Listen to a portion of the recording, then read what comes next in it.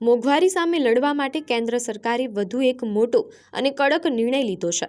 India ફર્સ્ટની નીતિને અનુસરીને ભારત સરકારે હવે ખાંડની નિકાસ પર તાત્કાલિક અસરથી પ્રતિબંધ મૂકી દીધો છે। આ પ્રતિબંધ આગામી સપ્ટેમ્બર 2026 સુધી અમલમાં રહેશે। ભારત વિશ્વમાં ખાંડનો બીજો સૌથી મોટો ઉત્પાદક દેશ છે। દેશમાં ખાંડનો પૂરતો જથ્થો જળવાઈ રહે અને સામાન્ય નાગરિકોને ખાંડના વધતા ભાવથી રાહત મળે તે હેતુથી આ નિર્ણય લેવાયો છે। Directorate general of foreign trade એટલે કે DGFT એ આ અંગે જાહેરનામું બહાર પાડી નિકાસ નીતિમાં મોટો ફેરફાર કર્યો છે। જો કે સરકારે યુરોપિયન યુનિયન અને અમેરિકા માટેના નિર્ધારિત ક્વોટા તેમજ અન્ય દેશોની ખાદ્ય સુરક્ષા માટેના શિપમેન્ટને આ પ્રતિબંધમાંથી મુક્તિ આપી છે। જે કન્સાઇનમેન્ટ પહેલેથી જ નિકાસની પ્રક્રિયામાં છે તેને પણ અટકાવવામાં નહીં આવે। આંતરરાષ્ટ્રીય બજારમાં આ નિર્ણયની અસર જોવા મળશે, પરંતુ સરકાર માટે અત્યારે પોતાના દેશના ગ્રાહકોનું હિત સર્વોપરી છે।